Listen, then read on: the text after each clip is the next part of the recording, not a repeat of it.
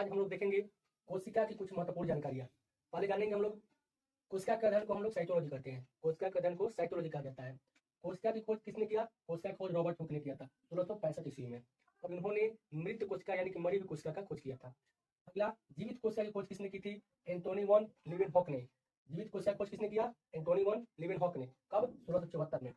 अगला, कोशिका का सिद्धांत किसने दिया? कोशिका का सिद्धांत किसने दिया? ये दिए थे स्लाइडेन और शवान। स्लाइडर और शवान नाम के दो वैज्ञानिक थे जिन्होंने कोशिका सिद्धांत दिया था। सबसे छोटी कोशिका कौन है? सबसे छोटी कोशिका कौन है? तो माइकोप्लाज्मा। अगला, सबसे बड़ी कोशिका कौन है? तो सबसे बड़ी कोशिका होती है शुतुरमुर्ग का अंडा। शुतुरमुर्ग का अंडा। सबसे लंबी कोशिका कौन है? सबसे लंबी कोशिका कौन है? सबसे लंबी कोशिका तंत्रिका तंत्र या स्नायु कोशिका। उसी को तंत्रिका तंत्र को ही स्नायु कोशिका कहा जाता है। मानव शरीर में यानी कि मानव शरीर में सबसे बड़ी कोशिका कौन है? तो मानव शरीर में सबसे बड़ी कोशिका ओवम यानी कि अंडाणु। मानव शरीर में सबसे छोटी कोशिका कौन है? तो मानव शरीर में सबसे छोटी कोशिका स्पर्म यानी कि शुक्राणु है। ये हम लोग का रहा कोशिका के बारे में कुछ महत्वपूर्ण जानकारियां।